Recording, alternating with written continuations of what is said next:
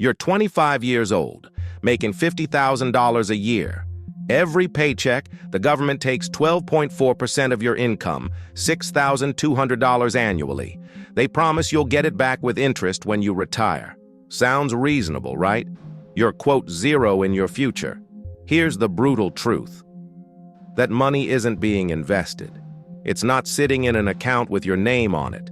It's not growing in some government-managed fund. It's being spent, right now, today, on current retirees. Welcome to the greatest intergenerational wealth transfer in human history, and you're on the losing end. This isn't a pension system. Social Security isn't a retirement plan. It's a pay-as-you-go Ponzi scheme. Only works when you have more workers than retirees, and in 2025, that ratio is collapsing faster than a house of cards in a hurricane. 1950, 16 workers paying in for every retiree drawing benefits. Today, 2.8 workers per retiree. By 2035, drops to 2.3. Do the math. It simply does not work. The original sin. The system was designed in 1935. Life expectancy was 61. Retirement age was 65. Translation: most people were expected to die before collecting a dime. Today, Americans live to 78 on average and retire at 62. The entire model is built on demographic assumptions that stopped being true before your parents were born. Today, we're dissecting the most expensive lie ever sold to the American middle class. By the end, you'll understand exactly why your retirement is already gone, who stole it, and what nightmare awaits if nothing changes. This is where the trap snaps shut. Let's go. The Great Depression is ravaging America. Franklin Roosevelt needs a political win. He sells the public on Social Security, a government program protecting elderly Americans from poverty. Noble goal, fatal design, the fundamental flaw. Social Security was never structured as a real pension fund. Real pension systems work like this. You pay in, money gets invested in stocks, bonds, real assets. When you retire, you draw from accumulated wealth plus investment returns. That's your 401k. That's Norway's sovereign wealth fund, $1.6 trillion in actual assets generating actual returns. But Social Security, pay-as-you-go model. Current workers pay in, current retirees take out. No investment, no wealth accumulation, just a pipeline where money flows from young workers to old retirees. As long as you have way more workers than retirees, the system chugs along. 1950, the golden ratio.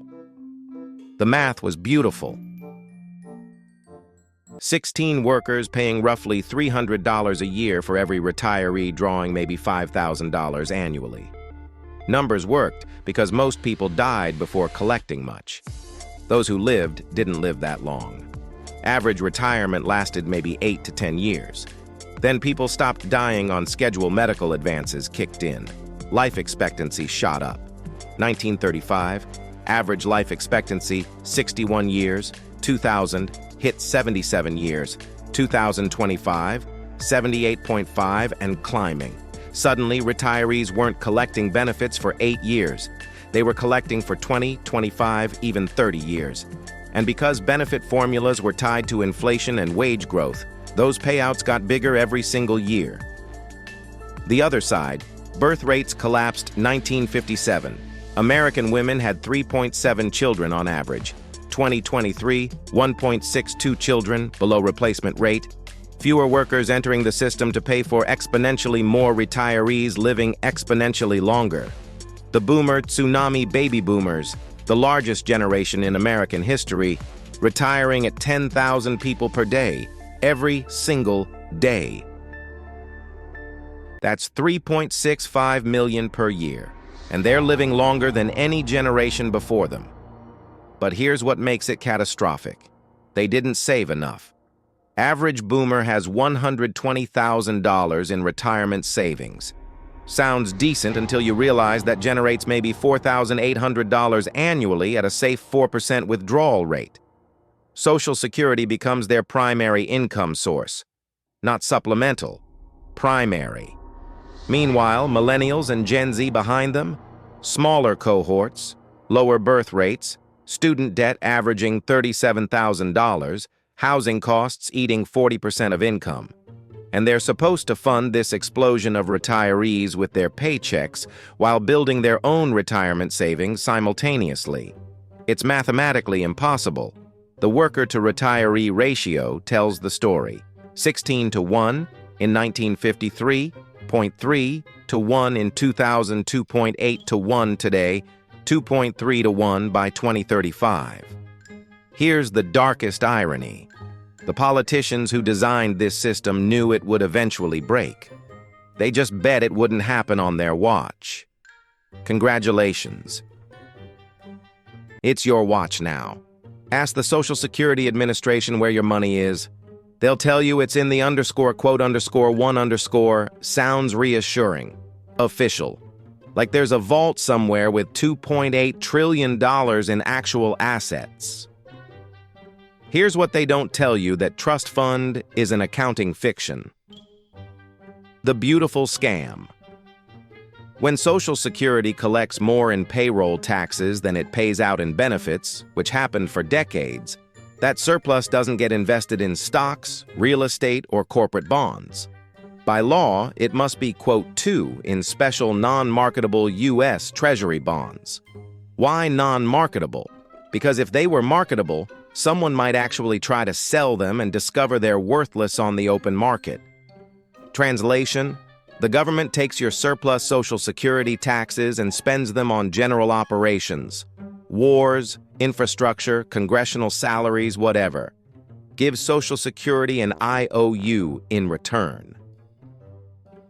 Between 1983 and 2010, the government borrowed approximately $2.7 trillion from Social Security surpluses.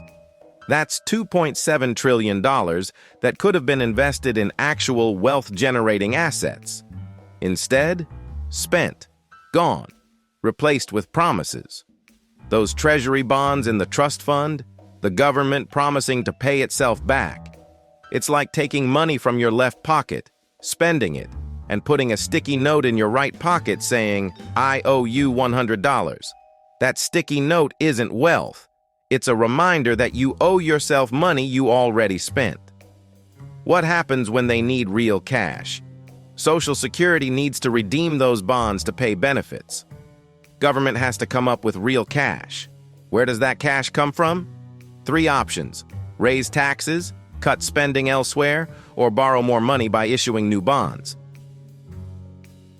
None of these involve savings or investment returns, just shuffling money between government accounts while pretending there's a reserve. The timeline of doom. 2010, Social Security hit the tipping point. For the first time since 1982, payroll taxes coming in were less than benefit payments going out. System started redeeming trust fund bonds. 2021, deficit hit $56 billion. 2023, expanded to $41 billion despite higher payroll taxes. Trust fund draining in real time. 2034, the Cliff Congressional Budget Office projects complete exhaustion by 2034. When that happens, Social Security can only pay out what it collects in payroll taxes, roughly 77% of scheduled benefits. Translation: automatic 23% benefit cuts for everyone, not in some distant future, in 9 years. Think about that. Planning to retire in 2035, expecting $2,500 monthly in Social Security, you're actually getting $1,925, already retired living on fixed income? Your purchasing power just got obliterated by nearly a quarter. Politicians know this. They've known for decades.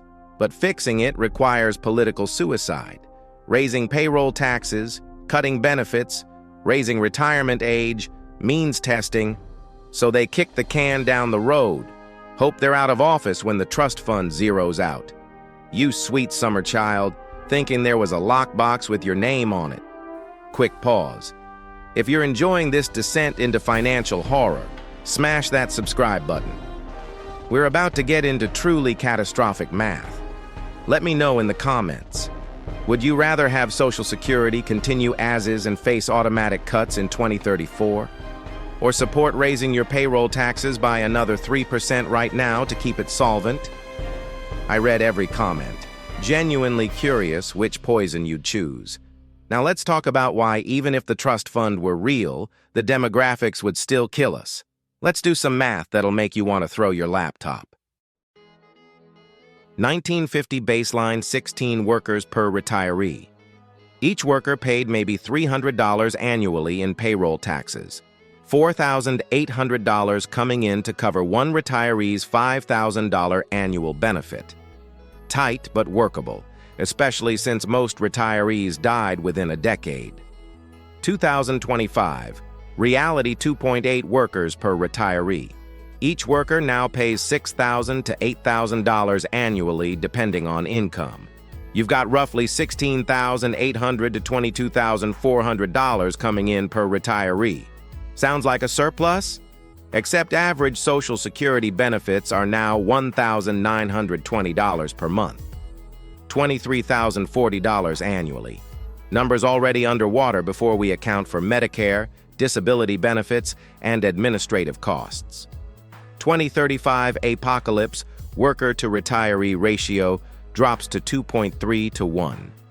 Even if payroll taxes stay at current levels, which they won't because of wage stagnation, you're looking at massive shortfalls. The system needs one of these. 50% more workers paying in, 30% fewer retirees collecting, doubling of payroll taxes, catastrophic cut to benefits. Those are your options. There is no fifth door. But wait, there's more. Demographics don't just affect Social Security. They affect the entire economy. Retirees don't produce, they consume. They draw down savings instead of accumulating capital. They don't start businesses at the same rate. They don't innovate. A society with more retirees than young workers is a society in managed decline. Japan. The warning. By 2023, 29% of Japan's population was over 65. Worker-to-retiree ratio hit 2.1 to 1. Their economy? Stagnant for 30 years. They call it the lost decades. Numbers that should terrify you. They sell more adult diapers than baby diapers. Ghost towns litter the countryside. Over 8 million homes sit empty. 13% of all housing stock abandoned. Entire villages have one resident over 80. Schools close because there are no children. Businesses can't find workers. Japanese government debt hit 264% of GDP, highest in the developed world. Why? Because they're funding a massive elderly population with a shrinking workforce. Sound familiar? America is on the exact same trajectory, just 15 years behind. By 2040, America's 65-plus population will represent 21.6% of total population. We're speed-running Japan's demographic nightmare with even less social cohesion. The psychological death spiral. Once people realize Social Security won't be there, they panic save, cut consumption, hoard cash, stop taking risks, business formation plummets, investment drops, economic growth grinds to a halt, fear of the future kills the present. Meet Sophia, 32 years old, nurse in Cleveland, makes $65,000 a year, paying $8,060 annually into Social Security, money she'll never see again. Let's break down her reality. Student loans, $80,000 at 6% interest. Monthly payment, $888. Rent, $1,400 for a one-bedroom apartment, up 45% since 2019. Car payment, $425. She needs reliable transport for hospital shifts. Health insurance, $320 monthly, even though she works at a hospital. Groceries, $400, up from $280 in 2020. Her take-home after taxes, roughly $3,900 monthly. After fixed expenses, $867 left. That's supposed to cover gas, phone, utilities, emergency savings, and oh yeah, Save for retirement because Social Security won't exist. Meanwhile, drowning in debt. Can't afford a house because boomers bought all the real estate when median home prices were 3 times median income. Now it's 7 times. Boomers bought their Cleveland homes in 1985 for $65,000. Those same homes now sell for $285,000. They have $220,000 in equity they did nothing to earn except wait. She's funding their retirements while her own is mathematically impossible unless she saves an additional 20% of income in a 401k. But she can't, because there's nothing left to save. Do you see the problem? This isn't a glitch. It's intergenerational theft by design. Here's the dark comedy. The fixes for Social Security are straightforward. Raise the payroll tax cap, increase retirement age. Means test benefits, so billionaires don't collect checks. Transition to partially privatized system like Australia or Chile. Any competent economist could design a solution in an afternoon. But implementing these solutions? Political suicide. Fix 1. Raise payroll taxes. Currently, Social Security taxes max out at $168,600 of income.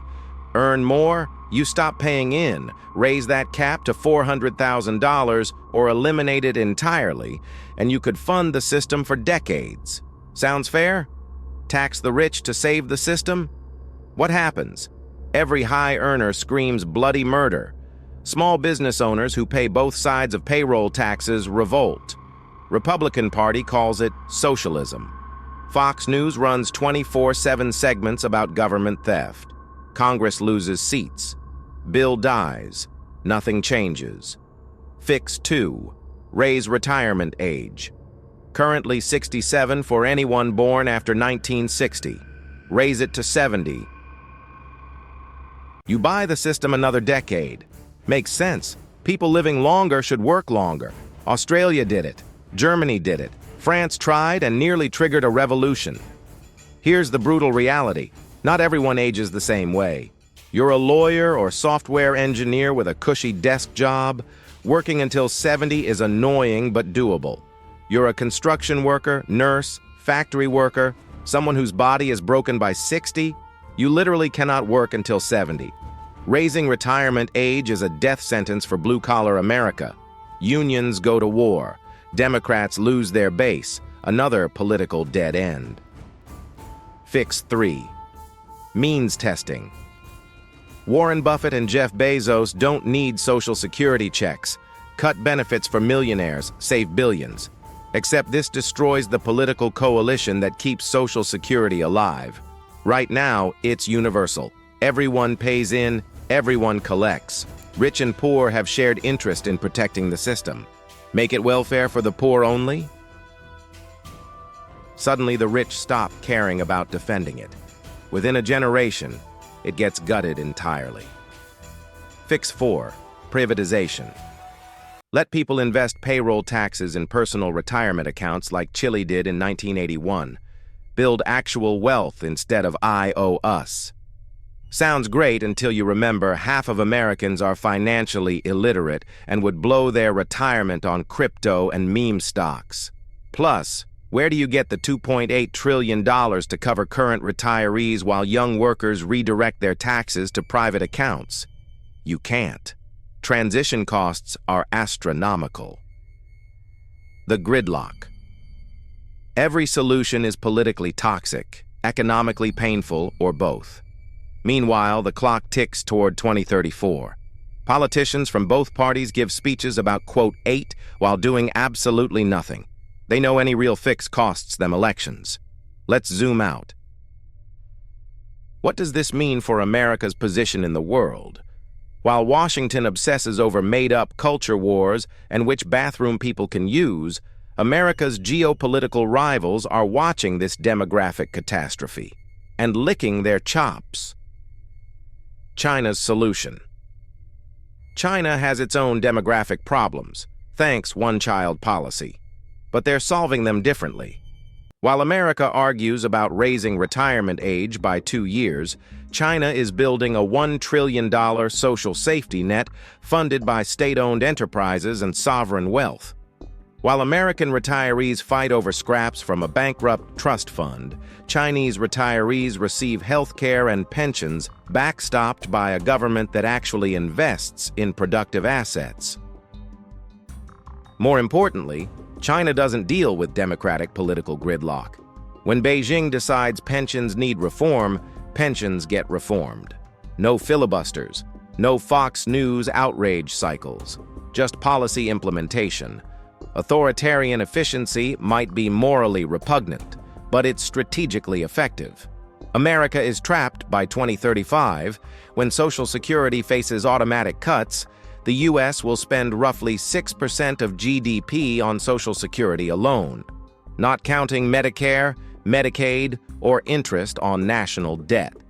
That's 6% of GDP that could go toward infrastructure, R&D, defense modernization, education, or anything else that maintains American competitiveness. Instead, it's going to retirees. The strategic cost. Every dollar spent on Social Security is a dollar not spent building quantum computers, hypersonic missiles, AI research, or next-generation chip fabs. Every political fight over entitlement spending is oxygen not going toward industrial policy or countering China's Belt and Road Initiative. How empires fade. This is how empires fade, not through military defeat, but through internal sclerosis. Rome didn't fall because Germanic tribes were militarily superior. Rome fell because it couldn't afford its legions anymore, because it had overextended, because demographics and economics made the whole enterprise unsustainable. America in 2025 is choosing butter over guns in the most literal sense. Aging population demands care. Care requires resources. Resources come from younger workers already stretched thin. Meanwhile, competitors who don't have to deal with democratic constraints are investing in the future while America mortgages itself for the past. The darkest irony: the generation that built this system, the boomers, are now collecting from it. The generation stuck paying for it, millennials and Gen Z, will inherit a bankrupt system and a diminished country. Wealth transfer goes upward in age while national trajectory goes downward in power. You cannot make this stuff up. The geopolitical consequences of this Ponzi scheme will define the 21st century. Where does this end? 2 scenarios. Future A. The radical reformation. Probability: 15% Congress grows a spine. Comprehensive Social Security reform.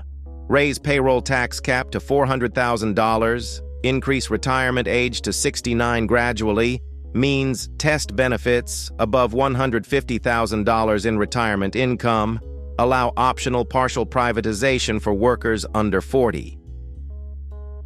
It's painful. Millions protest, but it works. Trust fund stabilizes. Benefits cut by 10% instead of 23%. System survives another 50 years while America pivots resources toward future investments. We remain competitive with China. Social contract frays but holds. Future B. The slow collapse. Probability: 85%. Nothing changes. Politicians kick the can.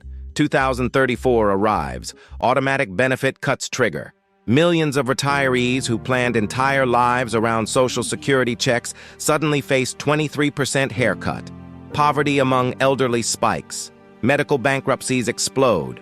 Homeless encampments fill with 75-year-olds who can't afford rent. Meanwhile, younger workers, already cynical, stop paying attention to politics entirely. Why bother? Social contract is dead. Generational warfare becomes explicit instead of implicit. Trust in institutions collapses completely. America continues managed decline into a gerontocracy that can't afford its own existence, while China builds the future. The math doesn't lie. Demographics don't care about your feelings. Social Security is a Ponzi scheme. Like all Ponzi schemes, it ends when you run out of new marks paying in. The only question, are you going to be the bag holder, or are you going to prepare for the inevitable? Hit that subscribe button for more uncomfortable truths. Drop a comment on which future you think we're headed toward. Check out my next video where we break down what individual retirement strategies actually work when you can't count on Social Security. You've been warned. The trap has already closed. The question is whether you're inside it or not. Welcome to the future. It's more expensive than you thought.